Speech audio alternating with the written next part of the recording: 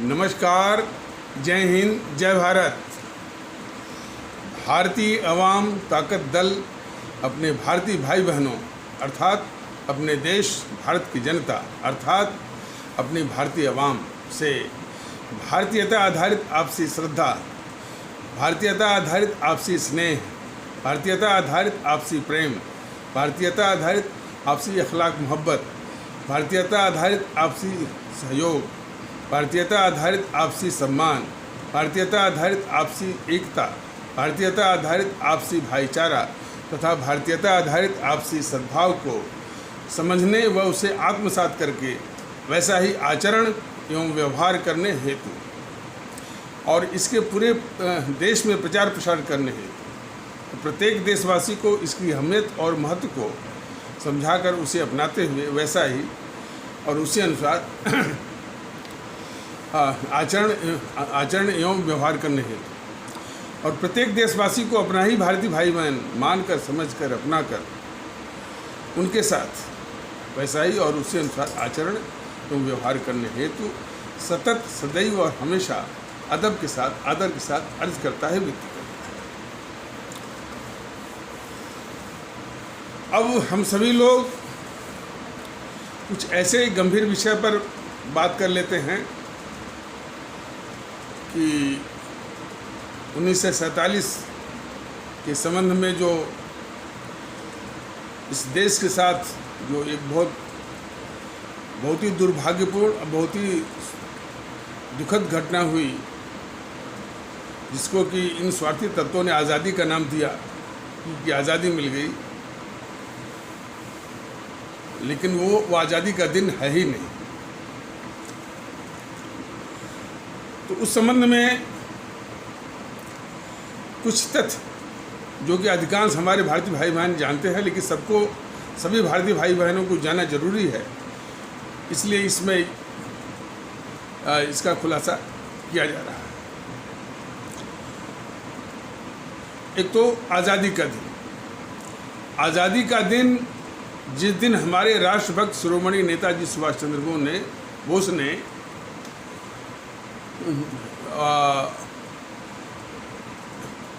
आज़ाद हिंद सरकार की स्थापना रंगून में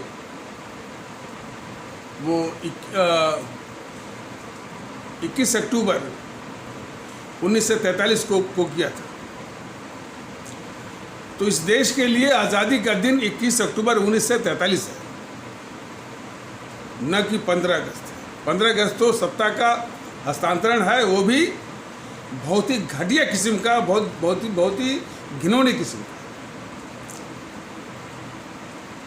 सत्ता का हस्तांतरण एक गोरे अंग्रेज से एक उससे भी शातिर काले अंग्रेज को, जो कि इस देश का शत्रु था और सबसे बड़ा गद्दार नेहरू, वो सत्ता का हस्तांतरण, उसको इन समूहों ने आज़ादी का नाम दिया। और देश जानता होगा कि जिसको ये सब जेएनपीसी वाले, गांधी नेहरू परिवार, चंडाल चौकड़ी वाले आज़ादी के दिन का नाम देते हैं, उस दिन के उपलक्ष्य में हमारे 25 से 30 लाख अपने ही भारतीय भाई बहन आपसी मारकाट से जाने गंवाई हैं और 3 करोड़ से अधिक हमारे भारतीय भाई बहनों के घर उजड़े। तो ये सत्ता हत्याई है, यानी इस भारत का यानी अंतर्राष्ट्रीय साम्राज्यवादी ताकतों का बहुत ही खतरनाक भारत विरोधी एजेंट और भारत का सर्वाधिक ऐतिहासिक गद्दार नेहरू को जो उसने सत्ता की हवस पूरा किया उसने, इसीलिए उसने कहा भी कि ट्राइस्ट विथ डेस्टिनी।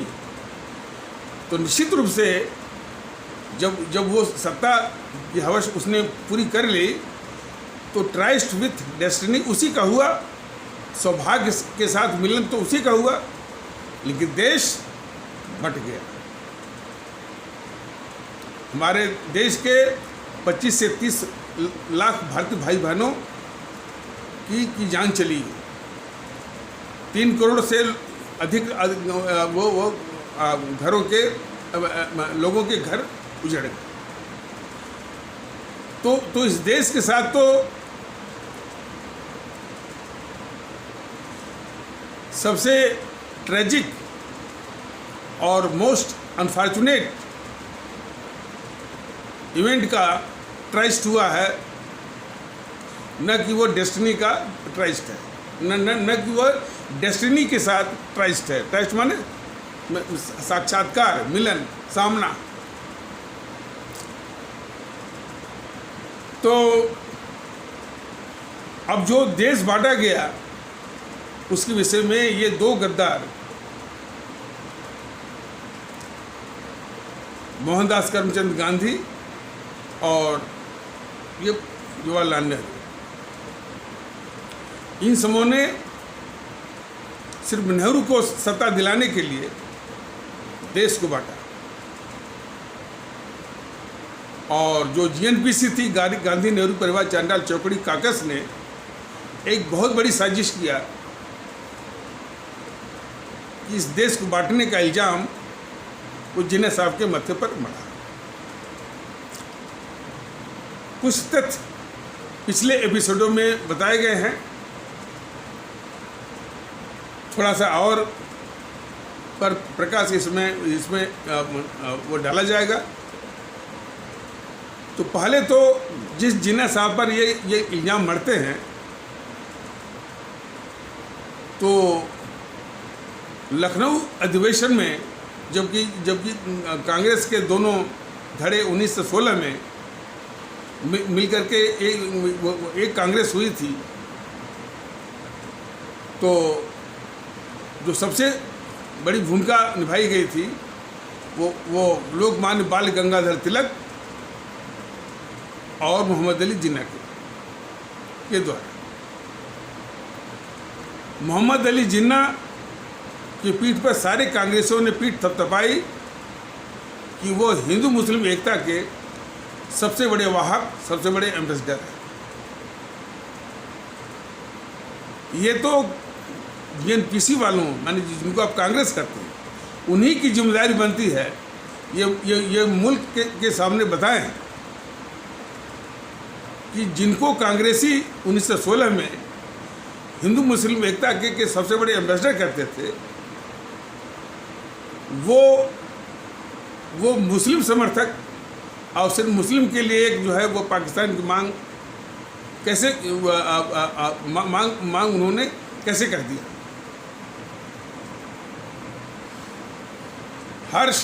हर शातिर संगठन या राजनीतिक पार्टी दूसरे पार्टी का यदि वो लोकप्रिय कोई मुद्दा है तो उसको चुराने में वो अपनी शातिरता दिखाती है। ये जो कांग्रेस जो आज़ादी की जंग के समय जो मुखौटा ओढ़ी हुई थी कि वो आज़ादी की लड़ाई लड़ रही है, भारतीय जनता दल ने बताया हुआ है, और इसके चाटुकार इतिहासकारों ने भी इस बात को कबूला भी है, लेकिन थोड़ा सा इनडायरेक्टली और सॉफिस्टिकेटेड शब्दों में, वर्ड्स में। वो उन्होंने कहा कि भाई वो जो इनके चाटुकार इतिहासकार हैं, नाम बताया गया तो बार बार नाम लेना ठीक नहीं है, जब कभी और भी वक्त आएगा तो नाम उनका फिर से दोबारा से नाम उनका ले लिया जाएगा और बता दिया जाएगा। तो उन्हीं चाटुकार जो इतिहासकार हैं इसके जीएनपीसी के, उन्होंने इस बात को कबूला है और वो अपने इतिहासों में लिखा है कि कांग्रेस पर एक आरोप, तोहमत, एलिगेशन लगता था कि यह अंग्रेजी सरकार की सेफ्टी वाल थी। लेकिन सेफ्टी वाल तो एक सॉफिस्टिकेटेड वर्ड हुआ, असली इसकी असलियत ये थी कि यह अंग्रेजी सरकार की मुखबिर और दलाल थी, और इसीलिए इसी भूमिका के लिए ही वो अंग्रेज एवं ह्यूम के द्वारा ही ये कांग्रेस जो बनाई गई थी। और मुखबिरी दलाली की भूमिका जो है इसे गद्दार गांधी ने और गद्दार नेहरू ने निभाई भी है। और सत्ता का हस्तांतरण भी इसी मुखबिरी दलाली का ही वो परिणाम है कि नेहरू को जो सत्ता का इनाम मिला उसी मुखबिरी और दलाली का ही उसको इनाम मिला। अब वही इनाम जो है उन अंग्रेज़ों ने इस काले अंग्रेज जो काला अंग्रेज मतलब कि वो गद्दार जवाहरलाल नेहरू जो कि अंतर्राष्ट्रीय साम्राज्यवादी ताकतों का बहुत ही खतरनाक भारत विरोधी एजेंट और अपने मुल्क भारत का सर्वाधिक ऐतिहासिक गद्दार। तो उस मुखबिरी और दलाली का ही इनाम अंग्रेजों ने इस गद्दार नेहरू को दिया और उसमें गद्दार मोहनदास करमचंद गांधी भी शामिल थे। इस नेहरू की असलियत को कि कितना इस मुल्क के लिए खतरनाक है ये मोहनदास करमचंद गांधी को पता था। फिर भी 1946 में कांग्रेस के राष्ट्रीय अध्यक्ष पद के लिए, इसलिए कि उस वक्त जो कांग्रेस का अध्यक्ष रहता वही अंतरिम मंत्रिमंडल इंटरिम कैबिनेट का, और वो कैबिनेट वो अंग्रेजी सरकार के अधीन ही थी। तो अंग्रेजी सरकार के अधीन जो है इंटरिम कैबिनेट या अंतरिम मंत्रिमंडल का प्रधानमंत्री होता। तो कांग्रेस अध्यक्ष के लिए जो प्रक्रिया चली कि कांग्रेस के संविधान के अनुसार कि प्रांतीय इकाइयाँ जो है कांग्रेस अध्यक्ष के लिए प्रस्तावित करती थी। तो जैसा कि पिछले एपिसोड में बताया भी गया है और ये तथ्य हकीकत है कि 15 इकाइयों में से 12 ने प्रस्तावित किया था सरदार पटेल के पक्ष में, और बाकी जो 3 थी वो किसी और के पक्ष में थी। नेहरू के पक्ष में कोई नहीं था। नेहरू के पक्ष में एक भी कांग्रेसी नहीं था। लेकिन फिर भी ये गद्दार मोहनदास करमचंद गांधी वो मुखबिरी दलाली, अंग्रेजी सरकार की मुखबिरी और दलाली के चलते इसने उस गद्दार नेहरू को ही कांग्रेस अध्यक्ष के पद के लिए सरदार पटेल को दबाव में लेकर के वो आगे कर दिया। ये देखिए, और यहीं से देश विभाजन का षड्यंत्र जो है वो शुरू होता है। सरदार पटेल होते तो देश बढ़ता ही नहीं। मोहम्मद अली जिन्ना ने कहा भी था कि ये सरदार पटेल प्रधानमंत्री बनते हैं तो मैं अपना प्रधानमंत्री पद का दावा मैं छोड़ सकता हूँ, लेकिन यदि निकम्मा नेहरू बनेगा तब तो उससे बेहतर कैंडिडेचर उम्मीदवारी हमारी है। ये और यही वो झगड़े की जड़ थी। और भी खुलासे जरा आप लोग सुनते रहिए। ये बहुत बड़ी साजिश है भारत के खिलाफ इन 2 गद्दारों के द्वारा, मोहनदास करमचंद गांधी और जो है ये और नेहरू के द्वारा। तो कांग्रेस जो है नहीं चाहती थी, और उस समय जो है इसी लाल किले में आज़ाद हिंद फौज के जो जवान पकड़े गए थे या उसके भी जो भी सैनिक उस पर मुकदमा चला रहे थे अंग्रेज, भारतीयों का मनोबल तोड़ने के लिए कि भाई कि जिनको तुम अपने इस आज़ादी का खुदा मानते हो, सुभाष चंद्र बोस है उसकी सेना को, देखो मैं उसका क्या हाल करता हूँ।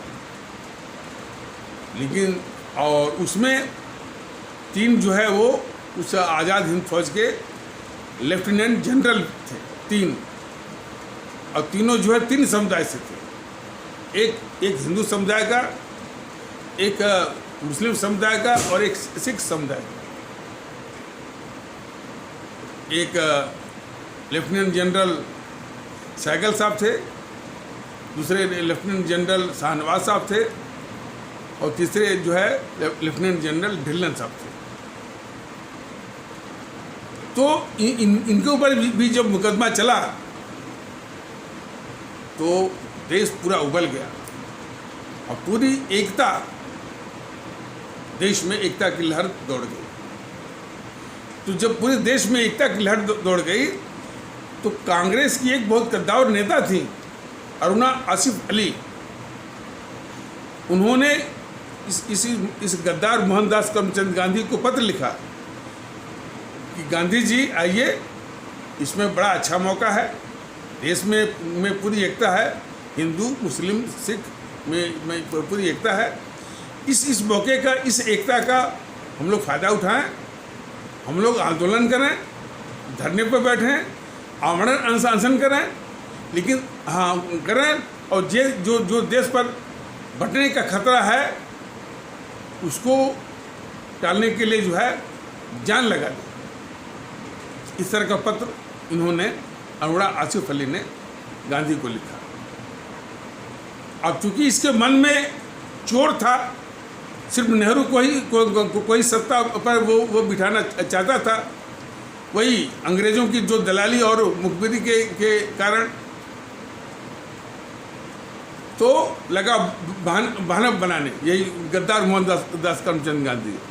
और जिस एकता की बात, जो एकता उसमें थी वो हकीकत थी, और उसी एकता का उल्लेख जो है अरुणा आसिफ अली ने किया था। तो ये कह रहा है कि ये कोई एकता उकता नहीं है, ये तो हिंदू मुस्लिम जो दीवारों पर हाथ मिला रहे हैं। अंग्रेजी में उसने कहा this is not an unity, Hindu and Muslims are joining hands, Hindu and Muslim are joining hands at the barricades only. ये बोल करके उसने जवाब दे दिया अरुणा आसिफ अली को। अरुणा आसिफ अली ने दोबारा फिर चिट्ठी लिखी इसको गद्दार मोहनदास करमचंद गांधी को कि हाँ सही है कि हिंदू मुस्लिम अभी दीवारों पर ही हाथ मिला रहे हैं, लेकिन एकता उनमें यहीं से आरंभ होती है, शुरू होती है। उन्हें अंग्रेजी में कहा कि yes, no doubt, Hindu and Muslims are joining their hands at the barricades, but the unity among them begins or starts from here only. ये बोली थी वो, लेकिन फिर इसको ये बहाना करके उनके इस विचार को उसने ध्वस्त कर दिया, क्योंकि उसके मन में वही चोर था कि सिर्फ नेहरू को ही सत्ता वो दिलानी।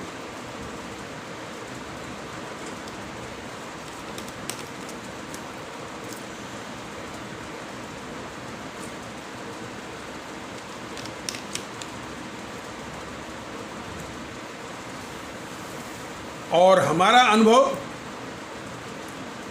मेरा खुद का, जब मैं इंटरमीडिएट या हाई स्कूल, माने 70 के दशक में, यह भी बात मेरे मन में तभी से हांट कर रही थी, पचती नहीं थी, डाइजेस्ट नहीं होती थी कि लोग कहते हैं आज़ादी आज़ादी, और साथ में ये था कि 25 से 30 लाख लोग मर भी गए और मारने वाला कोई बाहर नहीं था, आपस में मारकाट से उतनी बेबनस 3 करोड़ से ऊपर लोगों के घर उजड़े। ये कैसी आज़ादी की बात कही जाती है? तो किसी भी देशभक्त के, जिसको मुल्क की चिंता हो, ये बात वह पच सकते ही नहीं है, जिस तरह की साजिश इन सब ने किया था। तो मैं छोटा था, वही 18-20 साल का था मैं। तो उस समय 70 के दशक में जब मैं 18-20 साल का था, तो जिनकी उम्र 70-70 के आसपास थी, बुजुर्ग लोग, तो मैं उनसे पूछा कि भाई आप तो उस वक्त के हैं और सब कुछ आप देखे, सब कुछ नज़ारा आप देखे होंगे, बताइए बात क्या थी? तो काफ़ी लोगों ने ये बताया कि अच्छा, इसी बीच जो है वो मेडिकल सेक्रेटरी वो मोहम्मद अली जिन्ना का कांग्रेसियों को पत्र लिखा था कि जिन्ना साहब को बोन टीबी है। मैंने कहने का मतलब है जब बोन टीबी है तो कुछ ही वक्त के, कुछ वक्त मतलब कुछ दिन कह लीजिए, कुछ महीना कह लीजिए, कुछ साल कह लीजिए, इसी की मेहमान। और उसी में इशारा था कि इनको जो जो जो इन्होंने प्रधानमंत्री पद के लिए जो दावेदारी की है, तो इनको भारत का प्रधानमंत्री पद और इनको भारत का प्रधानमंत्री बनाने में कोई नुकसान नहीं बल्कि फ़ायदा ही है कि देश बंटने के खतरे से बच जाएगा। ये इनडायरेक्टली उनका जो मेडिकल सेक्रेटरी का ये इशारा था। संयोग से वो पत्र जो है सार्वजनिक हो गया और पूरा देश जान गया कि भाई जिन्ना साहब जो है जो जो जो जो जो नेहरू के खिलाफ जो है प्रधानमंत्री पद के दावेदार हैं, उनको टीबी है और वो कुछ ही दिनों के या कुछ ही समय के वक्त के मेहमान हैं। तो पूरे कुछ अपवादों को छोड़कर पूरे देश में इस बात का पर एक मत था। तब तो जो है वो जिन्ना साहब को प्रधानमंत्री बनाने में कोई हर्ज नहीं है और सबसे बड़ा फायदा है कि देश के ऊपर जो बंटने का जो खतरा मंडरा रहा है, खतरा टल जाए। तो इसलिए पूरा देश के लोग, पूरी आवाम उस समय कुछ ही अपवादों को छोड़ दीजिए, वो इस पक्ष में थे कि जिन्ना साहब को ही प्रधानमंत्री बनना चाहिए। तो ये दो परिदृश्य पर जरा आप हमारे आदरणीय भारतीय भाई बहन नज़र डालें कि पूरा देश चाहता था कि मोहम्मद अली जिन्ना भारत के पहले माने आज़ाद भारत के पहले, आज़ाद तो नहीं करना चाहिए, 1947 में प्रधानमंत्री मोहम्मद अली जिन्ना को ही बनना चाहिए। देश की आवाम कह रही थी, कांग्रेस कह रही थी कि पटेल को बनना चाहिए। तो कांग्रेस को दबा करके ये गद्दार मोहनदास करमचंद गांधी, गद्दार नेहरू को आगे किए। तो न तो इस देश की जनता और न तो कांग्रेस नेहरू को नहीं चाहती थी। नेहरू का कहीं अता पता नहीं था इस दावेदारी के समर्थन में। तो हमारे आदरणीय भारतीय भाई बहन इस बात का अंदाज़ा करें कि कितनी बड़ी साजिश इन दोनों गद्दारों ने मिलकर किया होगा कि इन दोनों संभावनाओं को जो हमारे देश की आवाम की जो इच्छा है, हमारे देश की जो जनमानस की इच्छा है और जो कांग्रेस चाहती है, दोनों को कुचल करके इन दोनों ने उस गद्दार नेहरू को आगे किया, सत्ता हथियाने की। और इसके बाद देश तो बांटना वो भी चाहता था, जो उसमें वो ब्रिटेन का जो रिप्रेजेंटेटिव था, वायसराय या कह लीजिए गवर्नर जनरल लॉर्ड माउंटबेटन, लेकिन बांटने का इल्ज़ाम अपने कंधे से साफ करना चाहता था, यानी कि उसका इल्ज़ाम अपने कंधे पर लेना नहीं चाहता था। तो उसने सुझाव दिया कि नेहरू प्रधानमंत्री तभी बन सकता है कि जबकि इस देश को बांटा जाए और एक टुकड़ा दे करके इसको जिन्ना को शांत किया जाए, तब जाकर के तभी जाकर के नेहरू को प्रधानमंत्री बनने का रास्ता साफ हो सकता है। देखिए, जिन्ना साहब की यही सबसे बड़ी भूल थी कि वो पाकिस्तान पर क्यों मान गए। जब पूरे देश के प्रधानमंत्री पद के दावेदार थे, तो बटे हुए देश पर, पाकिस्तान के ट्रैप में क्यों आ गए इस JNPC के जाल में क्यों आ गए, ये उनकी सबसे बड़ी भूल थी। तो ये जब इस साजिश में वो कामयाब देख रहे थे कि ये दोनों मिलकर के वो सत्ता इसको दिलाई देंगे,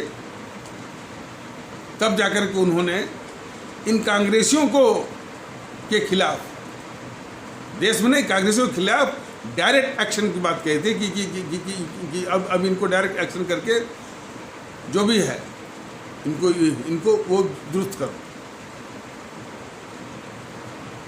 अब देखिए, अब उस डायरेक्ट एक्शन का इन सबने भड़का दिया कि पूरे देश में वो सांप्रदायिक हिंसा के लिए वो जिन्ना साहब ने कहा था, ये गलत है।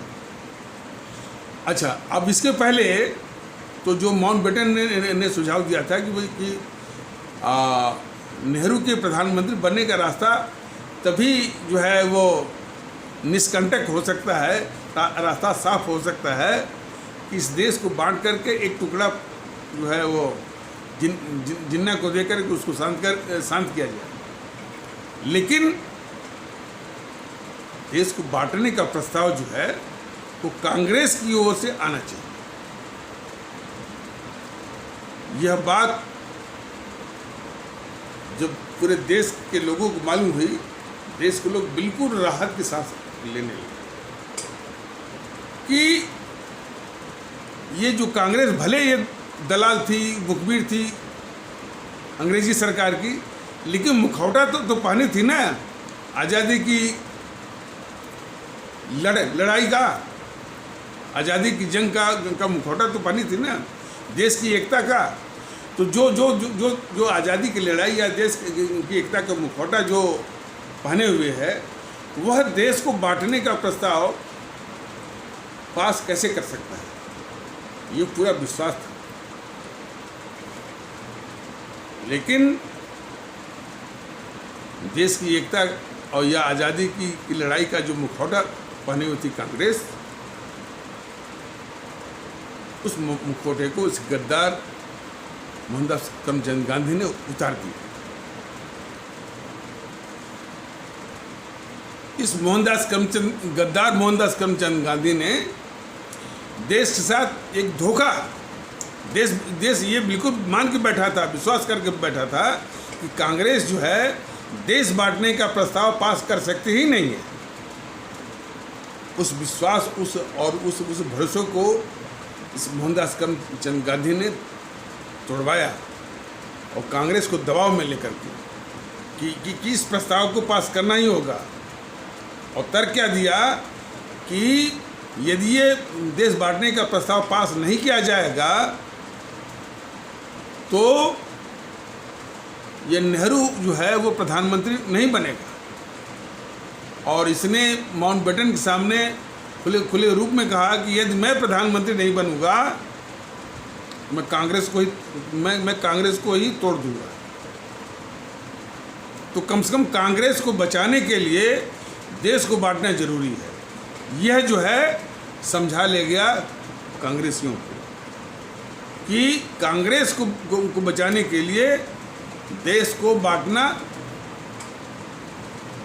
माने देश को बांटना मंजूर है, कबूल है। ये समझा ले गया गद्दार मोहनदास करमचंद गांधी कांग्रेसियों को। तो उसमें कांग्रेस को बचाना ज़्यादा महत्वपूर्ण था, देश को बचाना महत्वपूर्ण नहीं था। तो कांग्रेस हमेशा से ये पाखंडी रही है, JNPC हमेशा से पाखंड रही है। सत्ता के लिए ये कुछ भी जो है वो कर सकती है। यही तो देश के लोगों को जानना चाहिए। और सिर्फ एक आदमी ने उसका विरोध किया था। अरे अब तो सवाल भी आता है, PCS में सवाल आता है कि कांग्रेस ने जो देश बांटने का प्रस्ताव पास किया था, उस प्रस्ताव का विरोध किसने किया था, ये सवाल आता है। मैंने ये कोई असत्य नहीं है।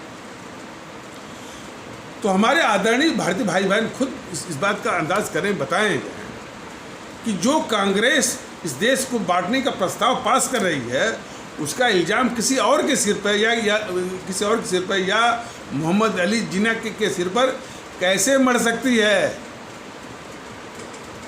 यह सवाल हमारे देश के लोग इस JNPC से करें और उसको जवाब देना पड़ेगा।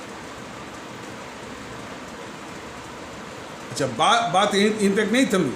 जब ये साजिश में इनको कामयाब सफल होते हुए देखे मोहम्मद अली जिन्ना ने, तो इन्होंने डायरेक्ट एक्शन की बात कही। तो डायरेक्ट एक्शन जो है इन कांग्रेसियों के लिए था कि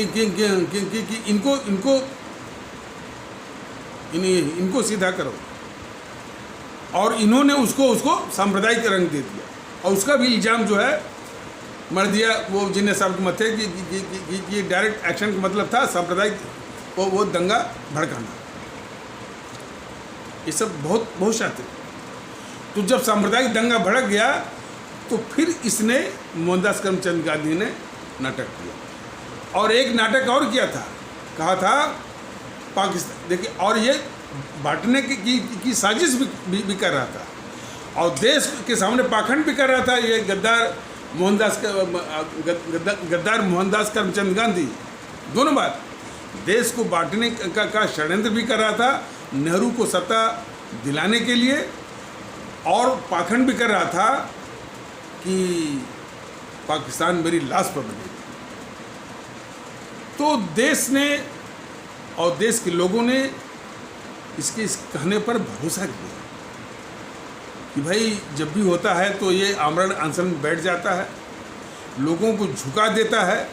इसी तरह से जो है जो रामजे मैकडोनाल्ड अवार्ड था,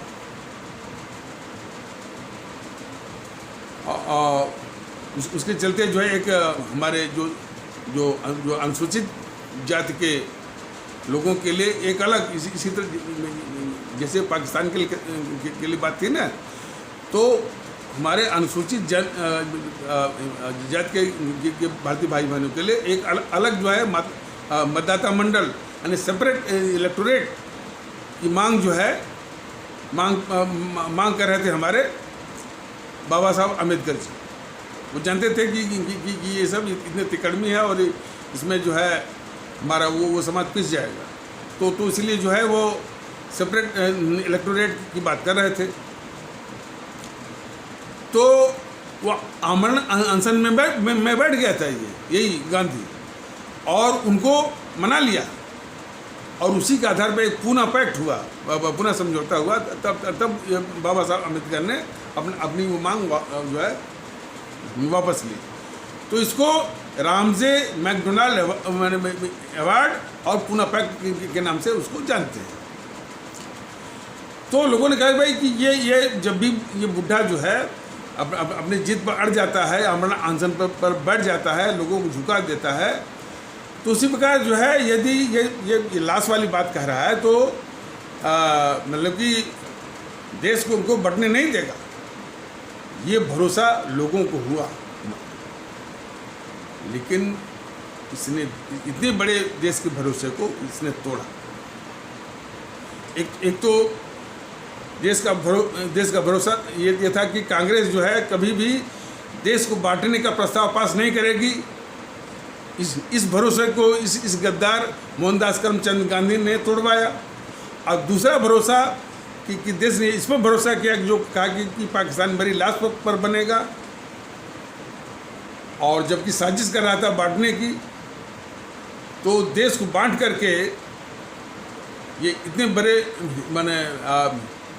इतना बड़ा इसने विश्वास को तोड़ा और देश के साथ विश्वासघात किया इसने गद्दार मोहनदास करमचंद गांधी ने। ये सारी बातें इसलिए बताई जा रही हैं कि इसका जो इल्ज़ाम जो मढ़ा गया इनके ऊपर मोहम्मद अली जिन्ना को, सिर्फ इसलिए कि इनकी गद्दारी जो है को ढका जा सके।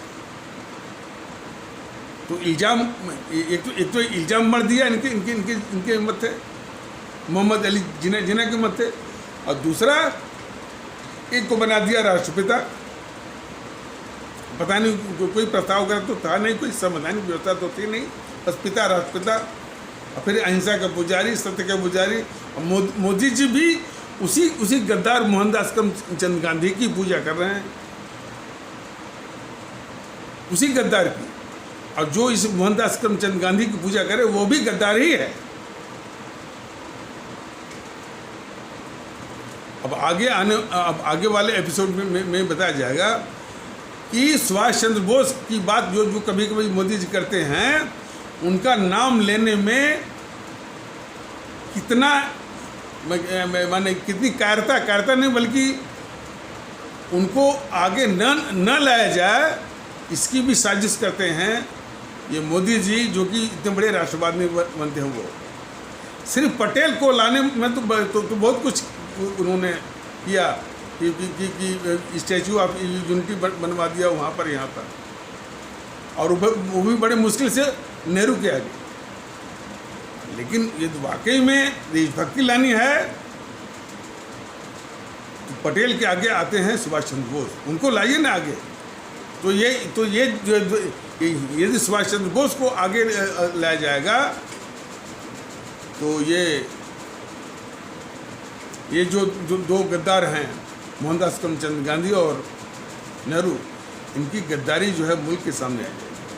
और जब तक इनकी मुल्क की गद्दारी सामने नहीं आएगी और इनको झूठ मूठ का जो भटैती और महिमा मंडन और चाटुकारिता का जो माहौल है इस देश में, उस माहौल का जो काले बादल चारों ओर है, जब तक उसको छाटा नहीं जाएगा तब तक हमारे राष्ट्रभक्त शिरोमणि नेताजी सुभाष चंद्र बोस की राष्ट्रभक्ति और उनकी शहादत और उनकी कुर्बानी, और इस प्रकार और भी जो हमारे अमर शहीद जैसे कि हमारे शहीद आजम भगत सिंह इत्यादि का, उनकी कुर्बानी, शहादत और उनका महत्व जो है से हमारा देश अवगत नहीं होगा और वो जज्बा नहीं आ पाएगा।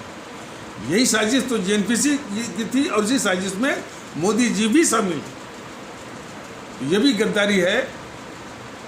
आप हमारे आदरणीय प्रधानमंत्री मोदी जी, देखिए आदरणीय शब्द इसलिए, देखिए भारतीय जनता गद्दार उनको गद्दार भी कह रहा है, क्योंकि इन सारे गद्दारों को या तो पूज रहे हैं, उनकी पूजा कर रहे हैं, या तो उनकी रक्षा कर रहे हैं। जेएनपीसी इतनी खतरनाक और गद्दार और देश के दुश्मन को और वामपंथियों को, तो ये गद्दारी का काम। और फिर भी आदरणीय इसलिए कहा जा रहा है क्योंकि वो हमारे प्रधानमंत्री हैं। अभी इस कुर्सी से हट जाएं तो उनको भी वही गाली मिलेगी जो गद्दार मोहनदास करमचंद गांधी को मिल रही है, जो गद्दार वो नेहरू को मिल रही है, और उसी स्तर की गद्दारी ये कर रहे हैं। देश ये भूल जाए कि ये एक्सप्रेसवे बनवा रहे हैं, हाईवे बनवा रहे हैं, तो क्या कर रहे हैं, कुछ नहीं। देश की बात सर्वोपरि, और ये भी कहते हैं कि नेशन फर्स्ट, तो नेशन फर्स्ट की बात ली जाए तो बहुत बड़ी गद्दारी कर रहे हैं मोदी जी इस मुल्क के खिलाफ। यही चीज़ हमारे देश के लोगों को बिल्कुल गंभीरता से सोचने की आवश्यकता है, और वो इसके लिए मत पेटी पर इनको शून्य वोट मिले और माकूल जवाब मिले, इसके लिए तैयार होने की आवश्यकता। तो ये सब जो है इस तरह की साजिश किए, तो जब वो डायरेक्ट एक्शन जो कि कांग्रेसियों के खिलाफ था, लेकिन वो सांप्रदायिक हिंसा में फैल गया, तो एक नाटक इसने और किया। 3 नाटक तो दो नाटक तो हो गए। एक तो कांग्रेसियों को दबाव में लेकर के वो देश बांटने का प्रस्ताव जो पास करवाया, फिर देश के सामने झूठ बोला कि पाकिस्तान मेरी लाश में बनेगा, और तीसरा नाटक ये किया कि एक चिट्ठी लिखा इसको नेहरू को, एक नाटक ही सही, कि अरे भाई तुम इसका प्रधानमंत्री का पद छोड़ दो, जिन्ना को बनने दो, काफ़ी हिंसा हो रही है, सांप्रदायिक हिंसा हो रही है। तो नेहरू ने जो जवाब दिया, अब चूंकि सत्ता पर बैठ गया था, जो जवाब दिया इस गांधी को, और गांधी की औकात दिखा दी उसमें, उसने जवाब में। वो कहते हैं कि बहुत बाबू बाबू बोलता था गांधी को। तो उस गद्दार नेहरू ने उस गद्दार मोहनदास करमचंद गांधी की औकात दिखा दी। कह रहा है कि जिन्ना को प्रधानमंत्री, और मैं तो उसको अपने कैबिनेट में चपरासी भी नहीं बनाऊंगा। बताइए, जिन्ना साहब के मुकाबले जिन्ना साहब वो जितने भी वरिष्ठ थे, सीनियर थे, जितने काबिल थे और जितने तजुर्बेकार थे, उसके आगे ये गद्दार नेहरू कुछ भी नहीं था। और साजिश से इसने वो सत्ता इसने हथियार लिया, अंग्रेज़ों की दलाली और जो है मुखबरी करके। और जब उसको सत्ता मिल गई तो दूसरों के लिए यानी ये अल्फाज कि मैं उनको चपरासी भी नहीं बनाऊंगा। ये हकीकत, ये वास्तविकता देश को जानना चाहिए। इन जेएनपीसी वालों ने देश में तमाम हजारों झूठ और हजारों अफवाह, एक तो ये जो जेएनपीसी है शातिर किस्म के अपराधियों का, खुखार किस्म के अपराधियों का, यानी वो गिरोह है कुछ अपवादों को छोड़ करके, और देश की सबसे बड़ी, सबसे खतरनाक दुश्मन और सर्वाधिक ऐतिहासिक गद्दार भी है, सबसे खूंखार औपनिवेशिक ताकत भी है, इस देश के सबसे बड़ी लुटेरी भी है।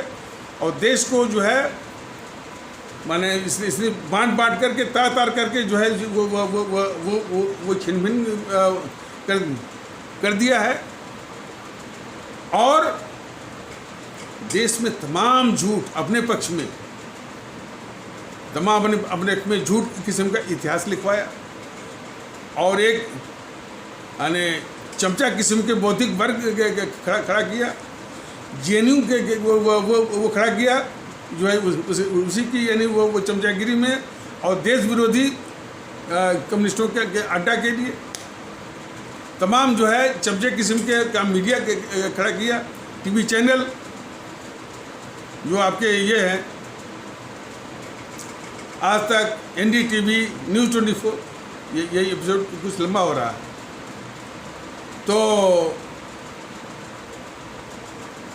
तो देश में तमाम झूठ और अफवाह इसमें फैला हुआ है, और मानसिकता को भी बदला है, एटीट्यूड को भी बदल कर रख दिया समस्या इससे। तो इन्हीं आवश्यक शब्दों के साथ इस आवश्यक परिचर्चा को भी यहीं पर विराम दिया जाता है। तब तक के लिए नमस्कार, जय हिंद, जय भारत।